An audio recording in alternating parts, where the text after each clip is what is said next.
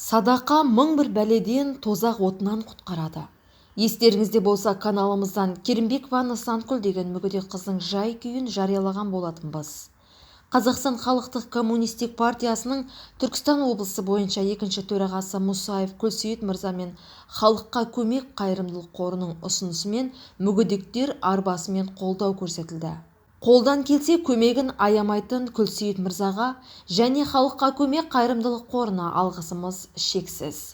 Игі істің басына жақсы келер қасына дегендей, атқарар игі істеріңіз көп болсын.